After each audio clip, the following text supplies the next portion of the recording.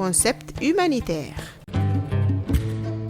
Comprendre les principes et valeurs pour mieux servir l'humanité, car ils sont des boussoles qui guident l'action et transforment des vies. Concept humanitaire.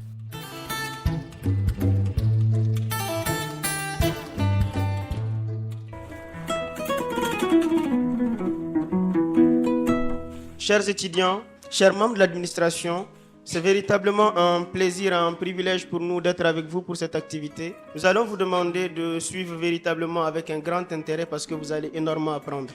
Je suis Yehia Boré, je me suis présenté au début, mais on dit que la présentation toujours est très importante. Rédacteur en chef de la radio Humanité et Développement.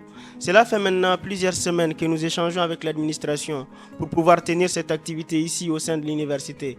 Véritablement parce que nous avons vu que cette université fait de belles choses, de grandes choses. Et on s'est dit, alors pourquoi aller taper dans des portes ailleurs si on a la possibilité d'avoir des voisins qui font des choses excellentes et magnifiques et ne pas venir vers ces voisins-là?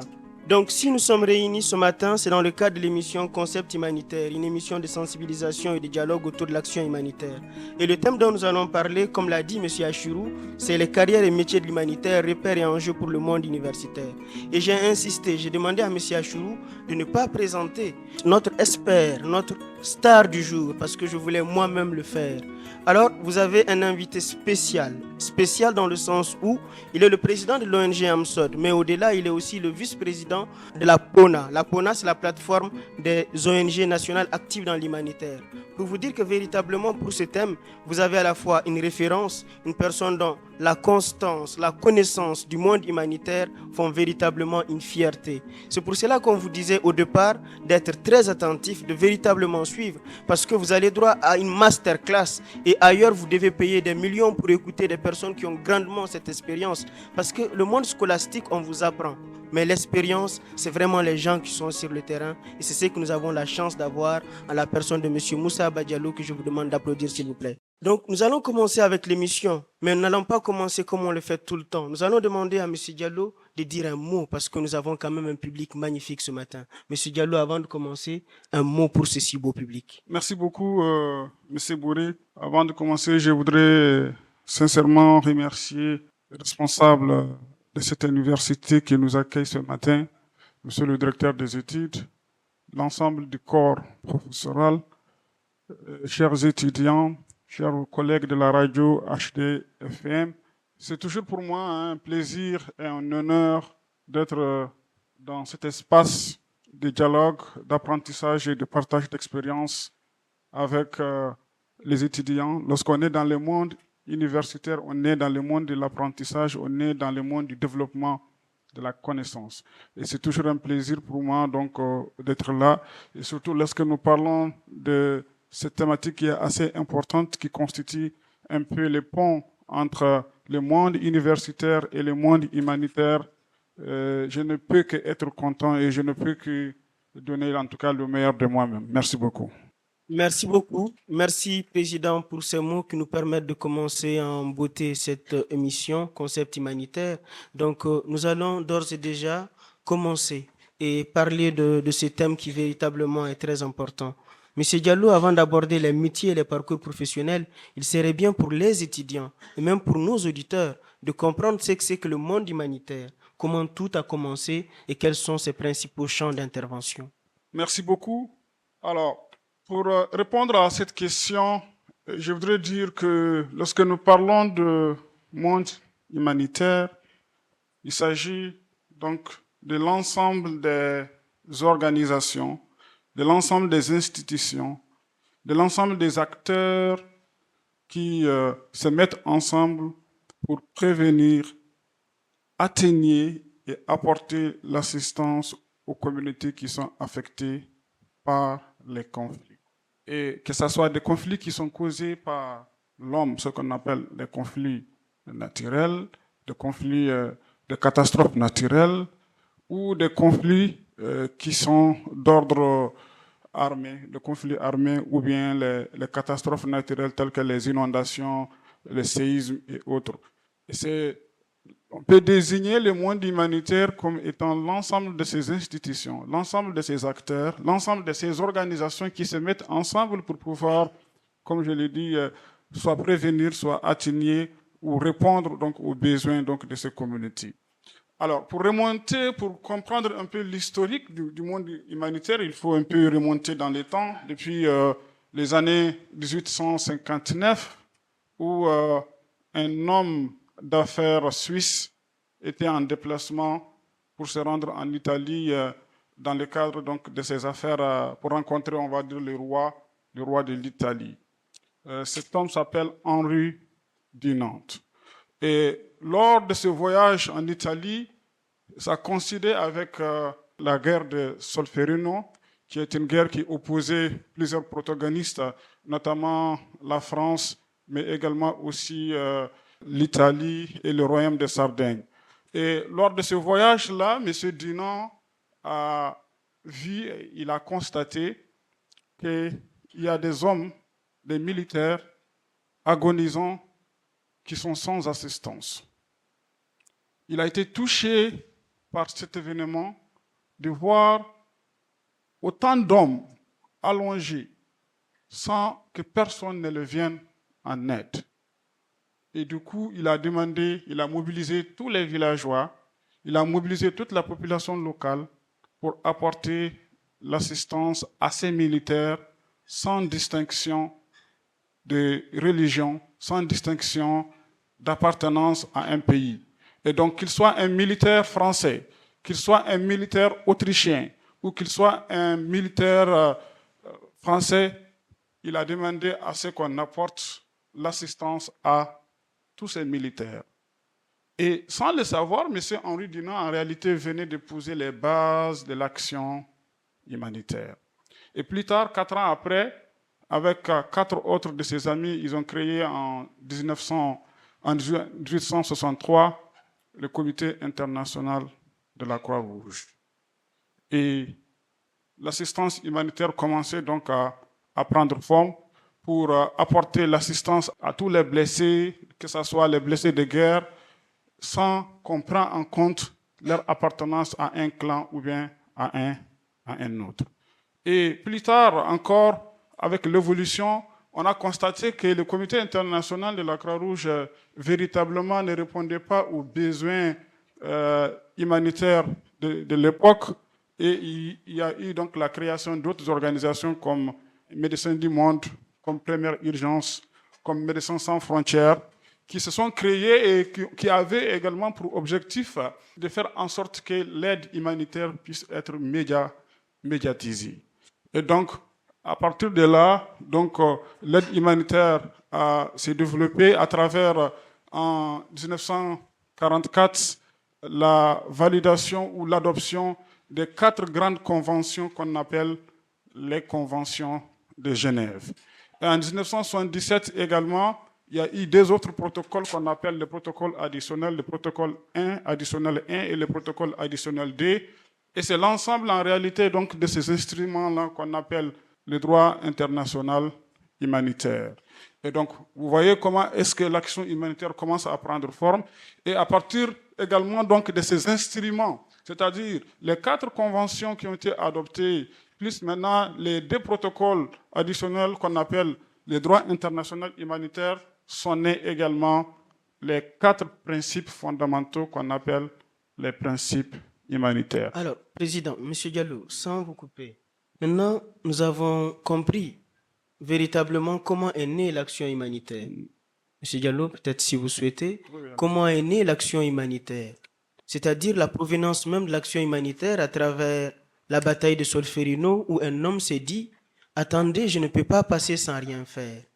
Et cet homme qui s'est dit « Je ne peux ne pas rester ainsi », a créé quelque chose qui, des années après, continue aujourd'hui à se faire et à toucher beaucoup de personnes. Absolument. Maintenant, vous voulez évoquer tout de suite les principes, mais peut-être pour qu'on aille vite, de façon globale, de façon générale, prendre tous les principes et les englober et expliquer les 4 principes. D'accord. Merci. Et ce que vous venez de dire est extrêmement important, notamment l'action d'un homme. L'action d'un homme qui a été marqué depuis 1853 jusqu'à nos jours. Nous avons des milliers d'organisations qui continuent à apporter de l'assistance aux personnes qui sont affectées par les conflits. Et du coup, cela nous amène à nous poser la question en tant qu'être humain tout court, en tant qu'universitaire, en tant que citoyen, qu'est-ce que nous pouvons faire pour changer le cours des choses? C'est grâce à l'action d'Henri Dunant qu'aujourd'hui, nous sommes là en tant qu'acteurs humanitaires parce qu'il a inspiré des milliers de personnes dans le monde. Et d'ailleurs, les principes fondamentaux, les principes humanitaires dont vous parlez sont nés justement pour pouvoir guider l'action humanitaire, pour pouvoir être de boussole pour l'action humanitaire. Le premier principe, c'est le principe d'humanité.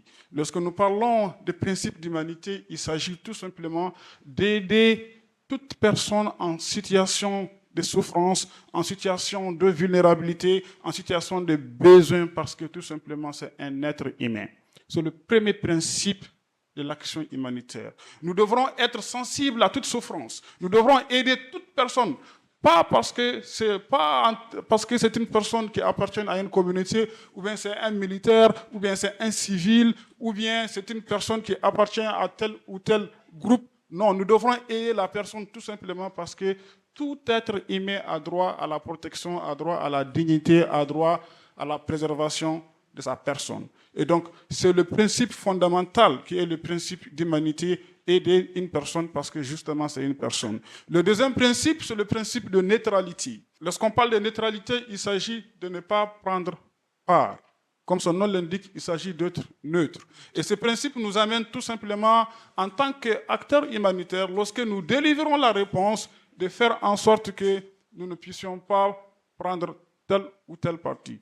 Nous ne disons pas c'est un groupe qui a raison, c'est un autre qui a tort, c'est telle communauté qui a raison, c'est telle communauté qui a tort. Le principe de neutralité nous amène à tout simplement à ne pas prendre parti dans les conflits.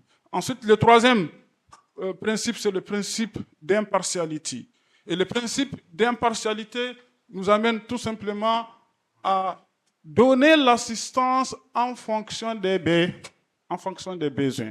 Autrement dit, le principe d'impartialité, lorsque nous sommes sur le terrain pour apporter la réponse, nous ne devrons pas assister les personnes en fonction de notre convenance ou en fonction de notre appartenance. Nous devrons aider les personnes en fonction de leurs besoins.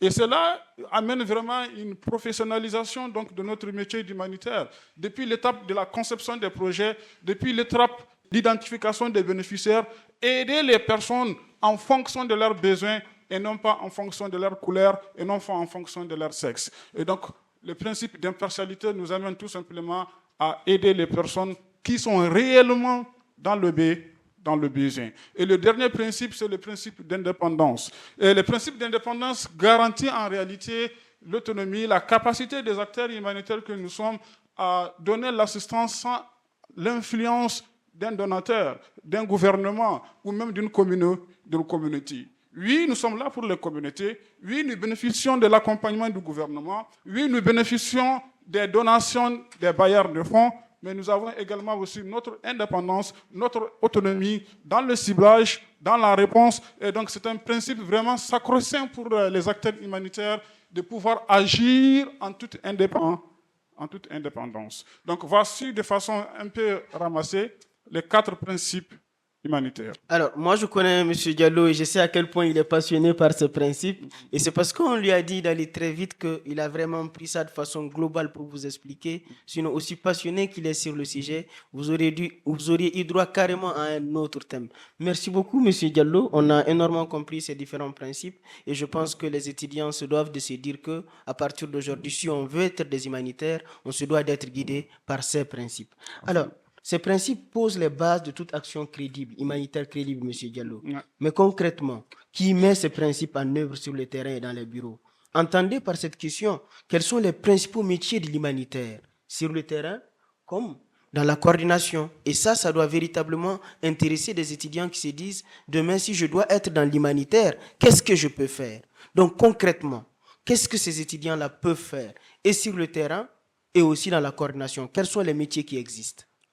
Merci beaucoup pour cette question. Alors, lorsqu'on parle de principes humanitaires qui doivent les appliquer, ce sont les acteurs humanitaires qui doivent les appliquer. C'est extrêmement important de se former, de connaître ces principes-là. lorsqu'on ne maîtrise pas ces principes ou lorsqu'on n'adhère pas ou on n'épouse pas ces principes-là et que ces principes se traduisent dans notre comportement de tous les jours, on est tout sauf un acteur humanitaire. Par exemple, lorsqu'on parle de principe de neutralité, dont j'ai expliqué ne pas prendre parti, lorsqu'on est acteur humanitaire, on ne doit pas participer au débat politique, on ne doit pas participer au débat religieux, on ne doit pas participer à un certain nombre de choses qui vous enlèvent justement votre casquette d'acteur humanitaire. Et c'est pourquoi je dis c'est extrêmement important que vous vous rendez dans les formations, que vous participez aux différentes formations pour vous former sur ces principes humanitaires. Et ces principes humanitaires sont mis en œuvre par également aussi les professionnels de l'action humanitaire. Et qui sont ces professionnels? Il faut savoir que déjà, comment est-ce que les organisations humanitaires sont organisées? Lorsque vous prenez une ONG, il faut savoir qu'une ONG, on va dire au Mali, c'est une association qui se transforme avec un accord cadre avec le gouvernement qui devient une ONG. OK? On se comprend? Oui. On est d'abord une association communautaire avec une durée de vie de 3 ans minimum. Après, maintenant, cette association est transformée à travers la signature d'un accord cadre avec le gouvernement. On a une ONG. Et lorsqu'on prend les ONG, nous avons ce qu'on appelle les supports, nous avons ce qu'on appelle les programmes. Et la mission fondamentale de l'ONG, nous l'avons dit, c'est apporter une assistance aux personnes qui sont affectées par les déplacements forcés, c'est-à-dire les réfugiés, les déplacés, les communautés hautes vulnérables, les rapatriés. Donc, toute personne qui est en situation de vulnérabilité, c'est la mission fondamentale de l'ONG d'assister ces personnes à travers également aussi l'accompagnement de l'État dans sa mission régalienne. Et donc, pour justement réaliser cette mission, on a besoin de personnes, on a besoin de profils. Mais on n'a pas besoin de toute personne. On a besoin de personnes qui ont des profils adaptés, de personnes qui ont des compétences avérées pour accompagner l'organisation dans la réalisation de ces missions. Lorsque nous prenons les supports, c'est l'ensemble des personnes qui travaillent dans la coordination de l'ONG. Donc, les comptables, les logisticiens, les chargés de communication, les financiers, les personnels qui travaillent dans le département suivi-évaluation, les informaticiens, toutes ces personnes qui travaillent dans l'administration pour accompagner ce qu'on appelle les programmes. Et donc, vous comprenez déjà à partir de la première composante de l'ONG que vous avez des profils variés qui sortent, donc justement, que vous pouvez être dans votre formation universitaire en tant que comptable, en tant que même juriste, parce qu'on travaille aussi avec des conseillers juridiques, en tant que sociologue, en tant que chargé de communication, vous pouvez être donc déjà dans la partie support. Ensuite, on a la partie programme. Les programmes, c'est l'ensemble des personnes qui implémentent les projets et les programmes. Donc, vous pouvez être des gestionnaires de projets. Vous avez, par exemple, la filière gestion de projets. Donc, tous ceux qui, ou tout simplement gestion, tous ceux qui font de la gestion peuvent travailler également dans les programmes. Dans les programmes, on a les chefs de projet, on a les chefs de programme, on a les superviseurs, on a les chargés de volet, on a les animateurs, on a toutes les personnes qui travaillent au sein de l'unité programme pour implémenter directement les activités sur le terrain, font partie de ce qu'on appelle les programmes. Donc, on a les supports, on a les programmes, et c'est l'ensemble donc de ce personnel, qu'on soit dans les supports, qu'on soit dans les programmes, qui doivent justement au quotidien appliquer les principes humanitaires. Alors, merci beaucoup, M. Diallo. Là, les étudiants ont compris que le monde humanitaire n'est pas un monde élitiste, fermé. C'est un monde qui véritablement est ouvert, mais pas pour tout le monde, pour des personnes de qualité. Alors, M. Diallo, nous continuons dans cette dynamique. Et les étudiants se demandent sûrement, de même que nos auditeurs, est-ce que si nous essayons de prendre ce monde humanitaire-là, est-ce qu'il est possible de faire une carrière?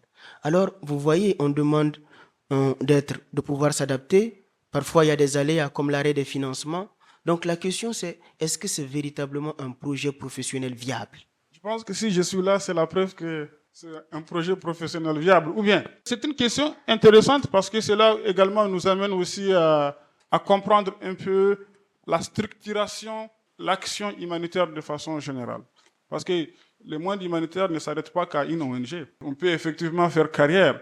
Vous avez d'abord ce qu'on appelle la coordination. La coordination, c'est le Bureau des Nations Unies en charge de la coordination de l'action humanitaire qu'on appelle OCHA, qui a été créé depuis les années 1900 et qui permet donc tout simplement de coordonner l'action humanitaire au niveau mondial dans l'ensemble des pays où il y a des crises, il y a la coordination humanitaire qui est en place. Et cette coordination est au Mali parce que justement, depuis 2012, le Mali traverse une crise multidimensionnelle qui a fait que nous avons plusieurs organisations qui sont intervenues, qui sont au Mali, en fonction donc de leur secteur d'intervention. Chaque organisation apporte une assistance. Vous avez des organisations qui sont dans le secteur de l'éducation, d'autres sont dans le secteur de la santé, d'autres sont dans le secteur de la sécurité alimentaire, ainsi de suite. Et le rôle fondamental de OCHA, c'est de coordonner toutes ces ONG à travers ce qu'on appelle l'approche cluster. Les clusters, c'est des regroupements d'ONG sectoriels. Donc, toutes les ONG qui vont intervenir dans le secteur de l'éducation vont se retrouver dans le cluster éducation. Toutes les ONG qui interviennent dans le secteur de la santé vont se retrouver dans le cluster santé, ainsi de suite. Alors, lorsque on veut intégrer une organisation, en tant que, par exemple, étudiant, la porte d'entrée, c'est le programme. Par exemple, quand je dis le programme, ça veut dire quoi? Ça veut dire qu'on commence justement, par exemple, à devenir un agent de développement communautaire, ce qu'on appelle un ADC ou bien un animateur terrain. Et c'est le poste le plus facile généralement pour les étudiants d'avoir une première expérience dans le monde humanitaire, d'être en contact avec les communautés, de se former sur les techniques de mobilisation communautaire et puis donc de faire carrière. Après animateur, on peut devenir superviseur. Après superviseur, on peut devenir chargé de volley. Après chargé de volley, on peut devenir chef de projet. Après chef de projet, on peut devenir coordinateur de programme. On peut être directeur d'organisation. Et on a la possibilité, lorsqu'on cumule un nombre important d'expériences, de devenir expatrié. Expatrié, c'est quoi? C'est que vous êtes suffisamment compétent dans votre secteur. Je suis un spécialiste en éducation ou je suis un spécialiste en communication. Je peux aller servir dans d'autres pays où il y a des crises, comme la Centrafrique, comme le Soudan, comme l'Afghanistan, ainsi de suite. Tous les pays où nous avons des crises, une autre ONG peut solliciter, ou même l'organisation dans laquelle on est peut également solliciter notre expertise, peut nous déployer dans d'autres contextes pour pouvoir donc apporter. Et même à partir de là également, on peut aussi évoluer pour aller jusqu'au siège. Vous avez beaucoup de Maliens qui sont à New York, qui sont à Genève, qui sont au Canada, qui représentent également aussi, qui sont au niveau mondial par rapport aux différentes responsabilités et qui leur permettent également d'appuyer donc les équipes. Donc on peut vraiment faire carrière donc dans le monde humanitaire.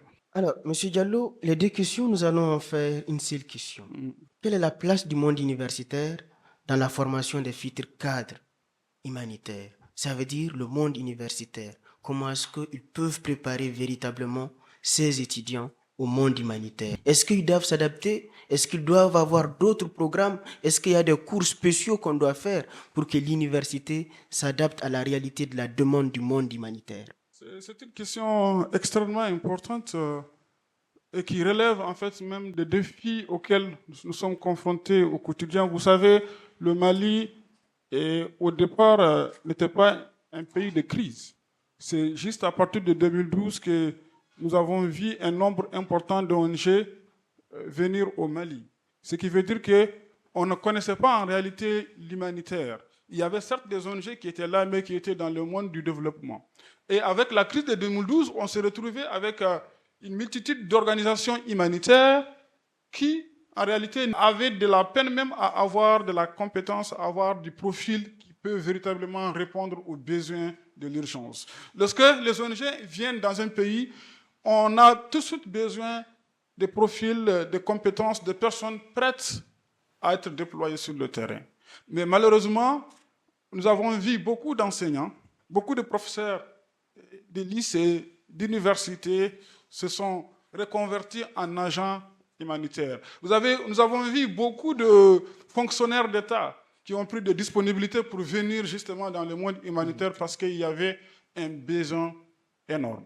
Mais je pense que cela a amené aussi donc certaines universités à avoir carrément des départements ou des modules centrés sur l'action humanitaire.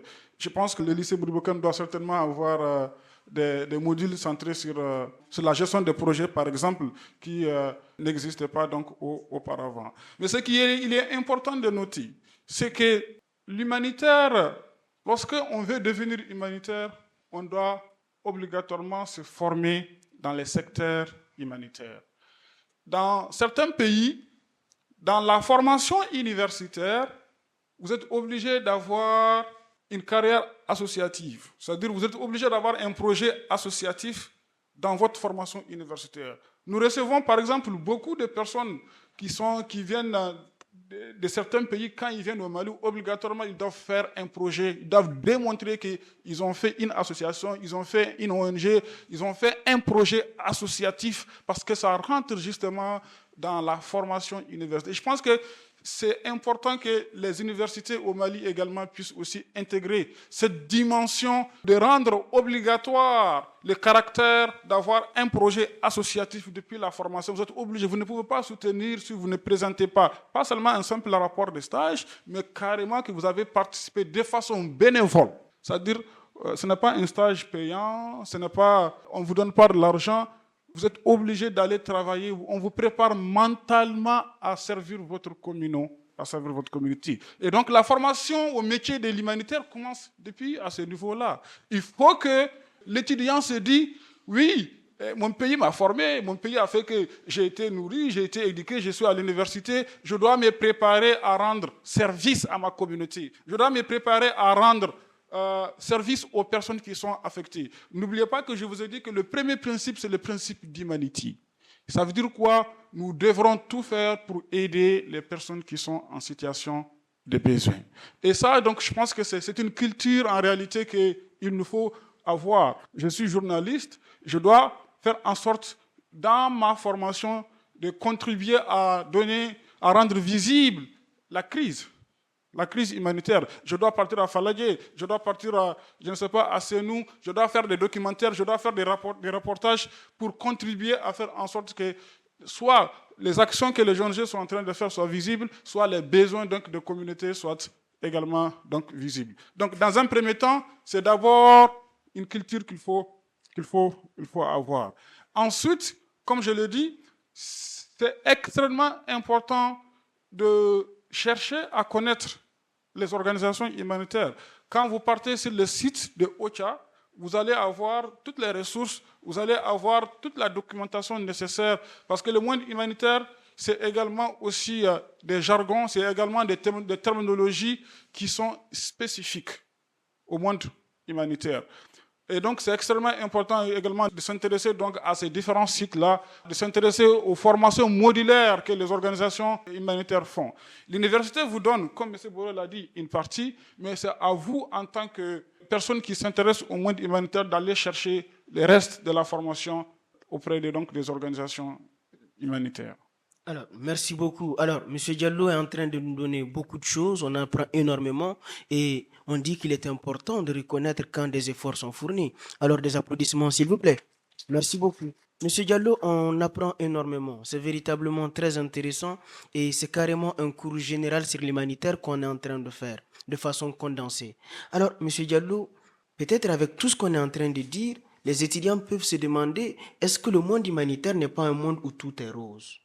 Est-ce qu'il n'y a pas de difficultés? Est-ce qu'il n'y a pas une certaine pression? Est-ce que tout le monde peut supporter tous les aléas qui, dans ce monde humanitaire, peuvent survenir? Merci beaucoup. Je souris un peu parce que on dit souvent, lorsqu'on voit la chèvre broyer les grains de maïs, on s'imagine qu'elles ne sont pas dures, n'est-ce pas? Et puis, du coup, tout le monde... Une chose importante, c'est qu'on doit se dire dans la vie, rien n'est facile. Rien n'est facile. Et lorsqu'on est quelqu'un qui a de l'ambition, on ne doit pas chercher à avoir ce qui est facile. Ce qui est facile, en fait, ne nous rend pas service. Ce qui est facile ne nous forme pas. Ce qui est facile ne nous permet pas d'avoir une certaine personnalité. Et le monde humanitaire est l'exemple parfait des grandes difficultés qu'on peut avoir parce qu'il nous demande, en fait, de rendre service sans attendre quelque chose en retour. Lorsqu'on est acteur humanitaire, notre mission fondamentale, c'est de venir en aide aux personnes qui sont affectées. On n'a pas des heures de travail. Les collègues qui sont là peuvent en témoigner. Autrement dit, il n'y a pas d'heures. Le code de travail dit 8 heures de travail, mais lorsqu'on est acteur humanitaire, on n'a pas des heures de travail.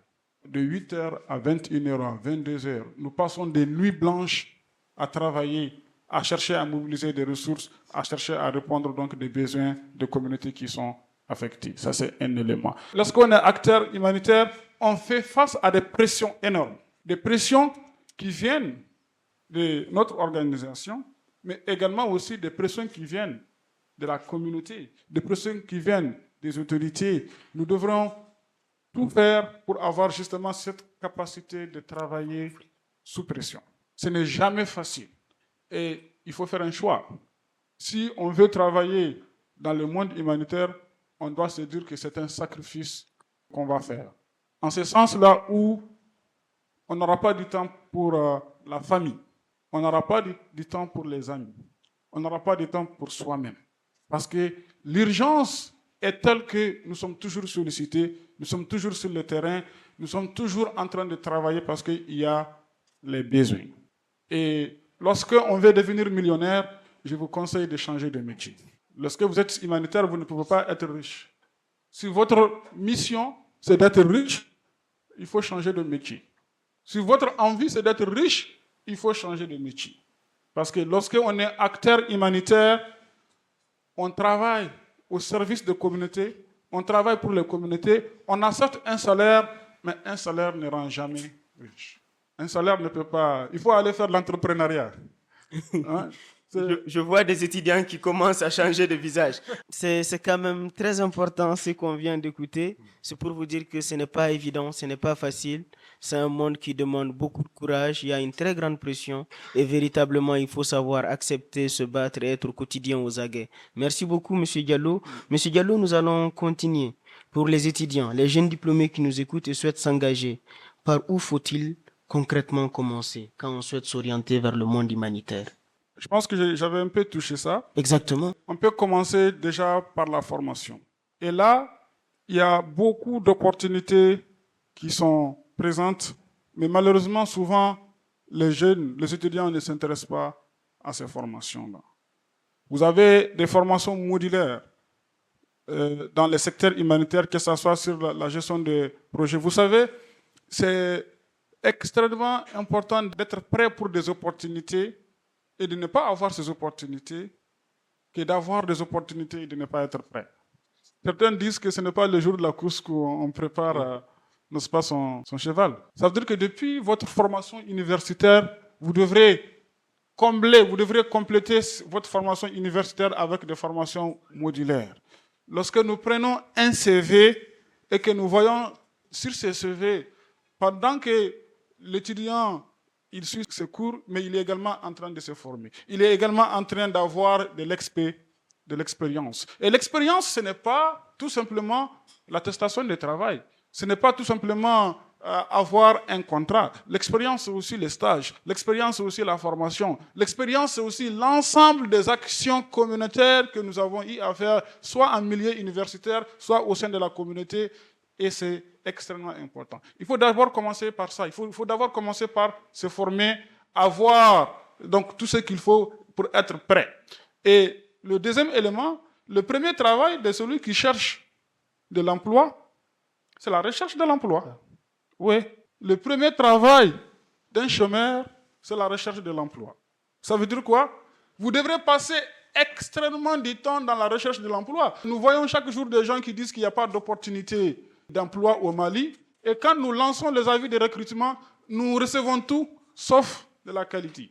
C'est-à-dire, souvent même, on ne reçoit même pas les quotas qu'il faut.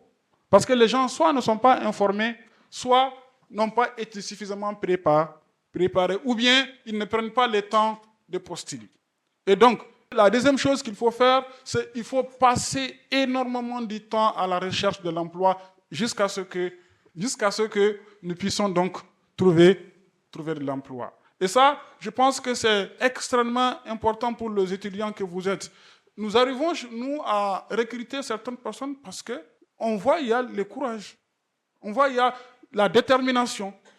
Ces personnes viennent chez nous, viennent nous voir tous les jours, nous envoient des messages tous les jours. On a besoin de ceci, s'il y a une opportunité, s'il y a une formation. Mais pendant ce temps, il y a aussi des milliers de personnes qui dorment à la maison, qui ne font absolument rien et qui disent qu'il n'y a pas de travail au Mali. Et donc la deuxième des choses, c'est être très, très rigoureux, très, très disponible dans la recherche de l'emploi. On se forme, et puis donc on continue à chercher de l'emploi. Et la troisième des choses, c'est qu'il faut commencer par le bénévolat. Il faut commencer par le volontariat. Il faut commencer par rendre service aux autres. Allez-y dans des organisations, cherchez à être juste des volontaires. Cherchez à être juste des personnes qui rendent service de façon gratuite, sans attendre quoi que ce soit en retour. Cherchez à avoir encore de l'expérience. Pour aller vite. Alors, merci beaucoup, M. Diallo. Énormément, on apprend, comme je l'ai dit. Et en tant que rédacteur en chef de la radio Humanité et Développement, un peu de promotion pour la radio, c'est très important. Nous avons carrément une émission dédiée à cela, avis de recrutement. Et dans cette émission-là, on fait passer des annonces pour des candidatures, des annonces qui peuvent véritablement vous intéresser. Pour pouvoir les écouter, la fréquence est 96.00. Vous pouvez aussi aller sur les plateformes digitales. Alors, c'était la petite minute pub. On applaudit pour M. Diallo, s'il vous plaît. Merci beaucoup. Alors, M. Diallo, on a énormément appris avec vous. Ce qu'on va faire maintenant, c'est aller directement à la deuxième partie de cette activité. Partie qui, pour moi, est la plus importante parce qu'elle consiste à donner la parole à vous, étudiants, pour que vous puissiez poser vos questions. Nous avons essayé de façon pédagogique de prendre les questions pour que vous compreniez le monde humanitaire, comprendre comment se fait les carrières et comment est-ce que vous aurez la possibilité de pouvoir intégrer ce monde. Maintenant, à vous la parole. Et quand vous avez des initiatives de la sorte, profitez-en. Ne laissez pas des personnes ressources comme M. Diallo qui ont énormément de connaissances, des décennies d'expérience dans ce monde, partir de la sorte. Profitez. Posez toutes les questions sans aucune exception. Elles sont les bienvenues et vous aurez satisfaction. Alors, on applaudit vivement pour M. Diallo avant d'entrer dans la deuxième partie. Merci beaucoup. Alors, nous allons prendre 5 questions pour un départ et juste après, s'il y a d'autres questions, nous allons ouvrir une deuxième liste. Bonjour mes chers camarades, bonjour les professeurs et bonjour monsieur le président de l'ONG AMSORD. Je me présente Madoussou Diabaté, je fais la L1B à l'université Modibo Kandili. J'aimerais poser une question qui me trotte la tête. Avec l'arrêt des financements aujourd'hui par le président Donald Trump, je me demande, est-ce que les ONG ont l'opportunité aujourd'hui de prendre des gens parce que l'arrêt des financements fait stopper tous les projets. Donc, j'aimerais savoir si aujourd'hui, en travaillant pour l'humanité, on a des portes de sortie. Merci beaucoup. On applaudit pour elle. Très belle question. Excellent. Alors, on continue. Bonjour tout le monde. Je suis Mariam Kliouali, étudiante de la L1B. J'aimerais vous poser une question. Devons-nous forcément être diplômés pour faire carrière dans les secteurs humanitaires? Merci beaucoup. On applaudit pour elle. De très belles questions. On sent que vous êtes vraiment intéressé par le sujet et cela fait énormément plaisir. Alors, nous continuons. Bonjour à tous et merci pour la parole donnée. Moi, c'est Bagouro Bouagara Sissé, étudiant en licence 3. Je voulais connaître qui sont les facteurs humanitaires et quels sont les buts des ONG. Ok. Alors, merci beaucoup. Une belle question aussi. Alors, nous continuons. Moi, je suis Daouda Touré, étudiant en L1 à l'université Modibo Kandili. Et merci pour ces explications enrichissantes sur l'action du monde humanitaire. Ma question risque d'être longue en fait. D'après ces explications enrichissantes, un agent de l'action humanitaire n'a pas droit au favoritisme, n'a pas droit aux discriminations, puisque l'homme n'est pas parfait. Si par malheur, un agent de l'action humanitaire fait des discriminations, est-ce que la communauté a le droit de se plaindre? Si oui, auprès de qui? Merci beaucoup. Alors, de très belles questions, de très belles interventions qui prouvent que vous avez suivi et que vous êtes véritablement intéressés. Et nous, en tant que journalistes, écoutez, ça nous fait énormément plaisir. Bonjour à tous. Mon nom est Fanta Traoré, étudiant à l'université Moro-Kandilé à l'Alex Tolmorobou. Ma question est simple. Avec les terroristes qui font beaucoup de dégâts de nos jours, que peuvent être les solutions des ONG pour régler ces problèmes? Merci beaucoup. Une très belle question. On applaudit pour elle. Bonjour à tous. Bonjour. Je suis étudiante en LNC. Je m'appelle Fatmata Magasouba. Ma question est la suivante. Sur les enjeux sectoriels, comment aborder la tension entre les impératifs bureaucratiques et de besoins de terrain? Merci. Okay. Merci beaucoup. Alors, les amis, s'il vous plaît, vous avez posé des questions qui sont très pertinentes, très intéressantes. Et je me dis, il est important que vous écoutiez pour que vous ayez des réponses. Donc, vous êtes priés d'être attentifs et d'écouter. Monsieur Diallo, vous avez la parole pour la première question. La question de Madoussou Diabaté qui demande, avec l'arrêt des financements, les ONG peuvent-ils prendre des gens aujourd'hui? Est-ce qu'il y a véritablement des portes de sortie dans ce monde? Merci beaucoup. Je voudrais en tout cas remercier tout le monde pour la qualité et la pertinence des questions. Je pense que comme M. Bourré l'a dit, qui prouve à suffisance que vous vous êtes intéressé véritablement à la conférence.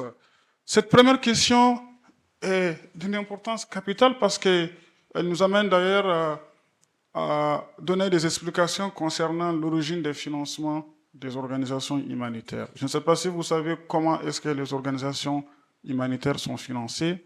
Nous ne sommes pas financés pas seulement que par des États ou bien par des banques. Les organisations humanitaires sont financées par aussi les citoyens, comme vous, comme nous, qui pensent que dans le monde, quelque part, il y a des gens qui n'arrivent pas à manger un repas par jour. Il y a des enfants qui n'arrivent pas à partir à l'école. Il y a des femmes qui n'arrivent pas à donner naissance parce qu'il n'y a pas les services essentiels. Et ces gens contribuent avec 5 000 francs, 10 000 francs, 100 000 francs, 1 million, ainsi de suite, qu'ils donnent à des organisations humanitaires pour venir en aide à des personnes. Pourquoi je dis ça? Parce que l'arrêt des financements américains a réveillé le monde entier sur la nécessité d'agir pour la cause humanitaire.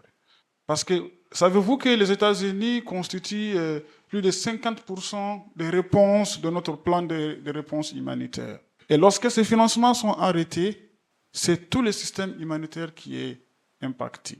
C'est un réveil, c'est un appel à la prise de conscience par rapport à la multiplication des sources de financement de nos organisations. Mais c'est un réveil aussi pour vous, en tant que citoyens, parce que c'est le citoyen de notre pays qui est en train de prendre en charge nos frères, nos sœurs, nos petits frères, nos enfants. L'aide humanitaire ne doit pas s'arrêter parce qu'un pays a décidé de ne plus répondre aux besoins. Ce pays-là est dans son droit. Mais la question fondamentale, qu'est-ce que vous faites en tant que citoyen de votre propre pays? C'est pourquoi il est extrêmement important que nous puissions développer la culture de la solidarité. Ça veut dire quoi? Au Mali, nous avons des hommes d'affaires. Au Mali, nous avons des entreprises. Nous avons des personnes qui sont riches. Nous avons individuellement, chacun d'entre nous ici est riche. Parce que nous mangeons plus de 3 fois par jour. Parce que nous avons un téléphone qui a une valeur. Parce que nous avons une moto qui a une valeur. Parce que nous avons une voiture. Parce que nous avons de quoi manger et de quoi avoir également de l'argent de poche. Nous devrons contribuer au financement des organisations humanitaires. Oui. Et ça, c'est extrêmement important. Donc, nous devrons avoir cette culture-là de dire qu'il y a des gens, à un moment donné, regarder dans le rétroviseur et se dire, est-ce que moi qui ai un diplôme, moi qui ai un travail, moi qui ai un salaire, est-ce que je suis en train d'aider également la personne qui est déplacée, la personne qui est réfugiée, la personne qui est au fin fond du Mali, qui n'a même pas accès à une salle de classe. Donc, le financement, c'est nous d'abord, nous devrons faire en sorte que nous ne puissions pas dépendre d'un État, mais que nous puissions dépendre également donc de nous-mêmes. Au-delà de ça, bien sûr qu'il y a des opportunités. On peut toujours faire carrière parce qu'aujourd'hui, en 2026, nous sommes en train, quand je dis nous, je parle de la communauté humanitaire, nous sommes en train également aussi donc, de diversifier également aussi les sources de financement en s'intéressant également à d'autres pays comme les pays du Golfe, comme d'autres pays scandinaves, pour faire en sorte également qu'au-delà donc, des financements américains, que nous puissions également aussi avoir d'autres pays et d'autres coopérations qui s'intéressent également aussi à la crise du Sahel, à la crise du Mali de façon particulière, pour donc répondre aux besoins donc, des personnes qui sont affectées. Monsieur Diallo, merci beaucoup pour cette réponse. Nous continuons avec la deuxième question. Question de Mariam Koulbali, qui demandait à savoir, devons-nous forcément être diplômés pour intégrer le monde humanitaire? Je pense qu'elle a dit pour faire carrière. Parce que j'ai surtout retenu le mot carrière parce Très que important. la réponse est simple. Vous ne pouvez pas faire carrière si vous n'êtes pas diplômé. Et ça, je le dis entre guillemets. Pourquoi? Parce qu'aujourd'hui, le monde n'a même pas besoin de diplômés. Hein. Vous pouvez être diplômé, mais vous ne faites pas carrière. Le monde a besoin de gens qui sont compétents, de gens qui sont excellents, de gens qui sont uniques en plus de votre diplôme. Tout le monde va sortir ici avec des diplômes, mais peu feront carrière parce que peu auront de la compétence, de la valeur ajoutée, des exceptions qui leur permettent de se distinguer de ceux qui ont justement donc des diplômes. Et ça, j'en profite. L'anglais est indispensable. Il faut apprendre à parler anglais. Si vous voulez faire carrière, il faut apprendre à parler anglais. Vous ne pouvez pas aller à Genève, vous ne pouvez pas aller à New York, vous ne pouvez pas aller même dans certains pays africains si vous ne parlez pas anglais. Parce que vos interlocuteurs, vos rapports, les données, votre communication, tout sera fait en anglais. Et donc, il faut apprendre à parler l'anglais en plus de votre diplôme. Cependant, pourquoi je dis, je vais un peu mettre ça entre guillemets, nous avons des personnes qui ont pu faire carrière sans être également diplômés. Mais il y a carrière, n'est-ce pas?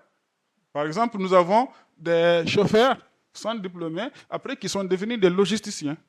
Ils ont évolué dans leur plan de carrière au sein de l'organisation, mais ça reste toujours limité parce que si vous n'êtes pas diplômé, vous ne pouvez pas faire une carrière que vous souhaitez. Donc, avoir un diplôme, c'est important. Maintenant, il y a une différence fondamentale entre faire carrière et être un humanitaire. Vous pouvez être un humanitaire avec 0 diplôme. Et c'est ce que nous demandons. Il faut être des humanitaires. L'humanitaire, c'est la personne qui aide l'autre. Vous n'avez pas besoin de diplôme pour ça. Mais si vous voulez faire carrière, il faut avoir des diplômes et il faut surtout avoir des compétences qui vous différencient des autres. Excellent. Merci beaucoup, M. Diallo.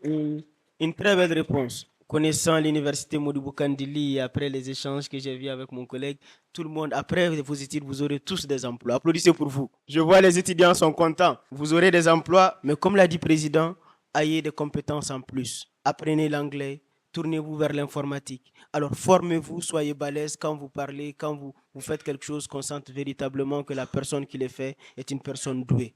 Alors, M. Diallo, la question qui suit est quelle est la valeur essentielle pour un humanitaire? Encore une question de Cissé. Exactement, reformulée par moi, mais allez-y. Oui, exactement, c'est une question importante de vous dire. Très importante, allez-y. Vous savez, pour être des bons humanitaires, pour faire carrière même dans le monde humanitaire, il y a certaines valeurs obligatoirement qu'il faut avoir. Et la première valeur, c'est l'intégrité. L'intégrité, l'honnêteté. Vous ne pouvez pas faire carrière, vous ne pouvez pas être un bon acteur humanitaire si vous n'êtes pas intègre. Autrement dit, lorsque vous pouvez décider d'être soit un agent qui profite d'une situation, ou bien vous pouvez être un agent qui rend service aux autres, qui fait carrière dans le monde humanitaire. Lorsqu'on vous donne de l'assistance à aller délivrer, lorsqu'on vous donne des kits à aller distribuer, lorsqu'on vous donne de l'argent à aller distribuer, l'intégrité, l'honnêteté fait de vous un acteur humanitaire exemplaire. Et d'ailleurs, lorsqu'on parle de l'action humanitaire, il y a ce qu'on appelle l'accès. L'accès, c'est quoi? L'accès, c'est la capacité des acteurs humanitaires à pouvoir arriver à atteindre les communautés qui sont affectées et délivrer l'assistance, mais aussi également la capacité des communautés à venir vers les acteurs humanitaires. Et cet accès sera compromis si vous n'avez pas ces valeurs-là. C'est-à-dire, vous allez vous retrouver dans une situation où les communautés vont vous chasser. Et il faut être également social. Social, ça veut dire quoi? Il faut également aussi respecter les traditions, respecter la communauté, respecter les valeurs de communauté. Je vais raconter une petite histoire rapidement, parce que vous allez commencer par là, comme je l'ai dit, en tant que des agents de développement communautaire, en tant que des animateurs qui sont au contact de la communauté au quotidien. C'est l'histoire de 2 acteurs humanitaires qui ont été nouvellement recrutés et qui ont été mis à la disposition sur le terrain pour déployer des activités sur le terrain. Chaque matin, quand ils se lavent, ils vont aller réaliser les activités. Quoi de normal. Le matin chez nous, tout le monde ici, quand on se lève, on vient à l'université. Sur le terrain, ils se lèvent, ils se lavent, ils vont déployer les activités sur le terrain. 2 jours après, une semaine après, les communautés les ont chassés. Tout simplement parce qu'ils n'ont pas pris en compte la culture. Ils ne se sont pas renseignés sur les traditions de la communauté. Pourquoi on les a chassés? Parce que tout simplement, dans le village, on ne se lave pas le matin. Quand on se lave le matin, ça veut dire qu'on a passé la nuit avec une femme. Oui, parce que chez eux, quand un homme se lave le matin, c'est que la nuit, il a passé la nuit avec une femme. Alors, ils sont venus seuls, ils ne sont pas venus avec des femmes. Donc, les villageois se sont dit, les hommes se sont réunis, ils se sont dit, ces gens-là, ils sont venus chaque matin, ils se lavent, ils sont en train de faire des choses dans notre communauté. On les a chassés. Vous voyez? Pourquoi j'ai dit ça? Ça veut dire que vous ne pouvez pas être un bon humanitaire si vous ne connaissez pas les réalités socio-culturelles, si vous ne respectez pas les traditions également donc, des communautés. Donc ça, c'est extrêmement important. Avoir de l'intégrité, avoir de l'honnêteté et avoir également un profond respect aux valeurs, aux cultures de notre société. Alors, merci beaucoup, M. Diallo. Je pense que M. Babourou Boubacar Sissé a vraiment eu satisfaction avec cette réponse-là. Nous continuons avec la question de M. Daouda Touré qui demande, alors un agent humanitaire c'est aussi un homme peut commettre des erreurs et si cela est fait, où peut-on se plaindre? Exactement, ça, c'est une question très très pertinente dans l'action humanitaire parce que nous avons ce qu'on appelle la redevabilité. La redevabilité, c'est l'ensemble des mécanismes que nous mettons en place pour permettre à ce que les communautés puissent faire des feedbacks. Il y a aussi ce qu'on appelle le do no harm. Ça veut dire quoi? L'assistance que nous apportons également ne doit pas porter préjudice également aussi aux communautés. Et donc, le mécanisme de redevabilité permet donc à ce que lorsque une communauté ou lorsque une personne a été lésée dans la distribution, ou elle n'a pas été prise en compte, ou elle n'a pas été respectée, que cette personne a la possibilité de contacter directement l'organisation ou de contacter directement toute personne à travers ce qu'on appelle les numéros verts. Donc on a des numéros verts qu'on met à la disposition des communautés. À chaque fois qu'on fait une assistance, on fait ce qu'on appelle une sensibilisation sur les mécanismes de retour d'information, les mécanismes de la redevabilité, qui permettent à ce que les communautés puissent remonter des informations, remonter des plaintes, remonter même des satisfactions par rapport à la réponse dont ils ont fait l'objet. On a aussi des personnes de confiance au sein de la communauté. Tout ça, c'est des mécanismes de redevabilité que nous allons désigner pour dire, lorsque vous avez un souci, vous pouvez contacter cette personne-là. Ou bien on met en place des comités de redevabilité. Ce comité également permet de recevoir les plaintes, de les déshydrater et les gérer au niveau communautaire, ou bien même de les remonter. Ça dépend également de la gravité de l'acte. Il y a plusieurs niveaux. Souvent aussi, ça dépasse complètement le niveau national. On peut aussi directement écrire au siège de l'organisation pour dire que j'ai été lésé, ou bien mon nom était sur la liste, je n'ai pas été bénéficiaire, ou bien ma communauté a été victime de ceci ou cela, ou bien tel agent s'est mal comporté,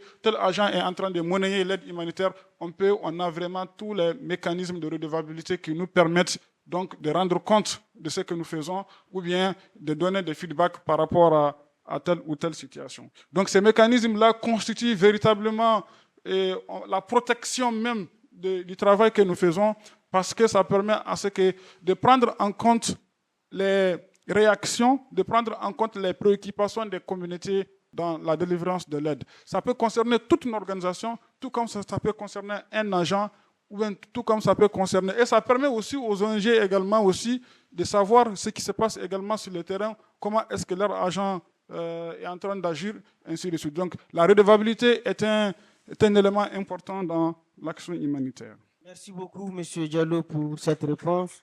Nous arrivons à la question de Oui, de Madame Fanta Traoré qui demandait, avec ce phénomène de terrorisme qui s'accroît au quotidien, que peut être les solutions proposées par les ONG?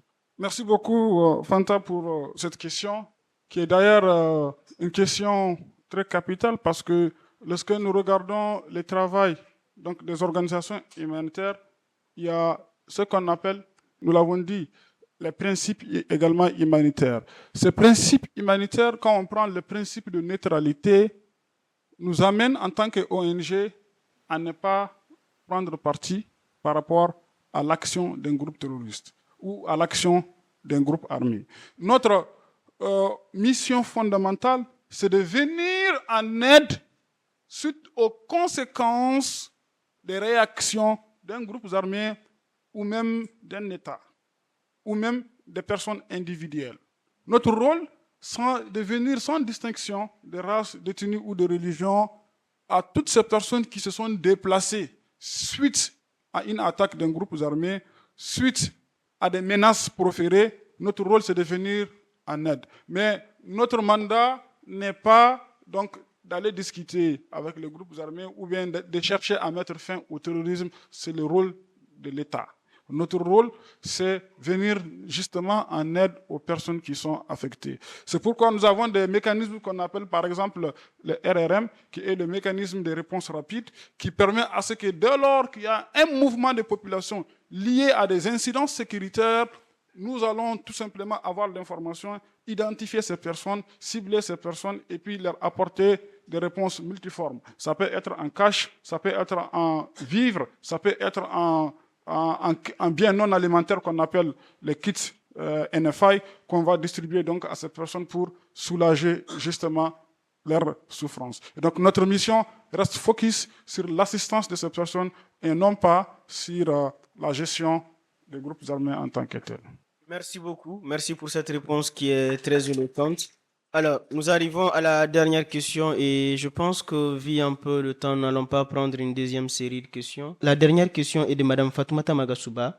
Elle parle des impératifs bureaucratiques.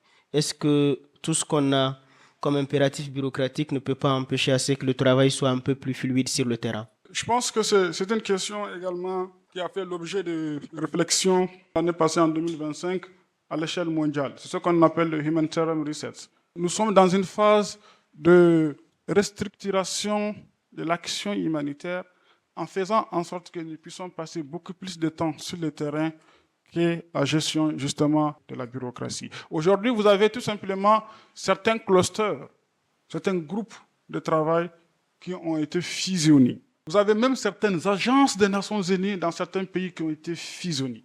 Parce qu'on estime que le mandat c'est le même, la mission c'est la même, et on passe beaucoup plus de temps à gérer les bureaux plutôt qu'à être donc sur le terrain. Donc c'est pour dire que c'est une question qui a été traitée même à l'échelle mondiale. Et aujourd'hui au Mali, nous avons effectivement, par exemple, quand je prends le cluster protection, tous les sous-clusters, lorsqu'on parle de cluster protection, il y a la protection générale, mais il y a aussi le sous-cluster protection de l'enfant, le sous-cluster documentation civile et LTP, le sous-cluster violence basée sur les genres, le sous-cluster, ce qu'on appelle les LAM, c'est-à-dire tout ce qui est gestion des restes et explosifs de guerre. Tous ces sous-clusters ont été tout simplement dilués dans le cluster global. Et donc, pour dire qu'on ne va plus passer du temps à gérer les sous-clusters, mais le cluster protection va donc gérer tous ces sous-clusters. Bon, de façon générale également, on peut dire que nous passons aussi moins de temps parce que nous sommes dans l'urgence. Il faut faire la différence également aussi entre les projets humanitaires et les projets d'urgence. Les projets humanitaires, généralement, c'est 6 mois, c'est 1 an maximum et renouvelable, bien sûr. Alors que lorsqu'on parle de programmes de développement, c'est 3 ans, 4 ans et plus. Donc, on a également moins de temps donc aussi à passer dans les bureaux. Lorsqu'on fait, par exemple, des distributions et qu'on achète avec un fournisseur, vous allez voir que dans l'urgence, on n'a même pas de magasins en tant que tel. On n'a même pas de magasins de stockage. Nous faisons en sorte que le fournisseur, une fois qu'il a été contracté, il livre directement sur le terrain et en même temps, on fait également aussi donc les opérations donc de distribution. Alors, merci beaucoup. On acclame, merci. Je pense que nous avons eu des questions pertinentes et des réponses aussi très pertinentes et je suis certain que à tous les niveaux, il y a eu satisfaction. Et c'est véritablement le lieu dans tel cadre, pouvoir échanger, pouvoir parler du monde universitaire et nous avons énormément appris. Alors, Monsieur Diallo, moi, je n'ai pas envie de partir, j'ai envie de rester tellement que c'est intéressant. Mais comme on le dit, toute chose, aussi belle soit-elle, a une fin. Quels sont vos mots, vos derniers mots pour ces étudiants-là? Merci beaucoup. Je voudrais commencer d'abord par remercier l'Université Modibo Kane pour cette opportunité qu'elle nous donne d'échanger, de partager d'expériences. Je pense que cela rentre aussi donc, dans leur vision et dans leur souci de renforcer les capacités, de faire en sorte qu'on puisse avoir des produits finaux qui sont aptes à être sur le marché de l'emploi. Je voudrais en tout cas les remercier pour ce leadership-là et je voudrais qu'on applaudisse toute l'administration. Je voudrais aussi vous remercier également en tant que participant. Les questions ont été très pertinentes, l'écoute a été très attentive. Je voudrais vous remercier pour ce temps-là que vous consacrez et vous dire que le Mali d'aujourd'hui ne se fera qu'avec nous, pas les enfants de demain. Ça se fera avec nous et chacun doit jouer son rôle. Vous devrez vous engager. Je vous invite véritablement à vous engager en tant que des humanitaires, à vous engager en tant que des professionnels dans l'humanitaire. Je l'ai dit tantôt, chacun d'entre nous doit, en ce qui le concerne, à son niveau, selon ses capacités, aider son prochain. Parce que tout le sens de l'action humanitaire, comme je l'ai dit, c'est aider les personnes qui sont en situation de conflit. Nous ne devrons pas laisser notre humanité de côté. Beaucoup de conflits, beaucoup de situations peuvent être gérées si chacun d'entre nous s'investit à son niveau. Au niveau de notre famille, au niveau de nos grains, au niveau de notre université, chacun d'entre nous doit s'investir et comprendre désormais que l'aide humanitaire, ce n'est pas quelque chose qui doit être exporté. L'aide humanitaire, c'est quelque chose qui doit aussi venir des personnes qui sont dans les pays même qui sont affectés. Nous devrons être en première ligne de la réponse. Je voudrais aussi terminer par vous dire que vous pouvez tous faire carrière dans le monde humanitaire. Mais cela demande de l'engagement, cela demande de la constance, cela demande de la détermination, cela demande de l'intérêt pour l'action humanitaire.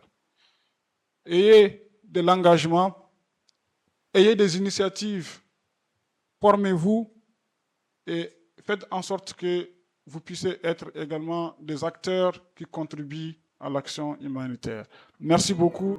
Merci beaucoup, M. Diallo, pour la clarté de vos réponses, la richesse de vos analyses et surtout pour ces conseils précieux adressés aux étudiants. Vos propos permettent de mieux comprendre que l'humanitaire n'est pas un mythe mais un secteur exigeant, structuré et profondément humain. Chers auditeurs et chères auditrices de la radio Humanité et Développement HDFM, chers étudiants de l'université Modibo Kandili, c'est ainsi que s'achève cette édition spéciale et délocalisée de concepts humanitaires consacrés aux carrières et métiers de l'humanitaire. Retenons que s'engager dans l'humanitaire, c'est faire le choix de compétences solides, d'une éthique forte et d'un engagement humain au service des autres, et que le monde universitaire a un rôle central à jouer dans la formation des futurs acteurs de ce secteur. Cette émission vous a été présentée par Yehia Boré et la mise en onde est assurée par Salim Djouara. Restez à l'écoute de la radio Humanité et Développement HDFM, la voix des communautés au cœur de l'action humanitaire et la voix des humanitaires au service des communautés. Bonne journée à toutes et à tous et à très bientôt pour un nouveau numéro de votre émission Concept Humanitaire.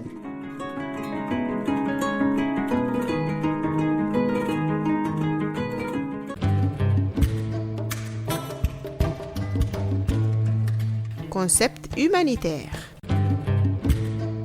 Comprendre les principes et valeurs pour mieux servir l'humanité, car ils sont des boussoles qui guident l'action et transforment des vies. Concept humanitaire.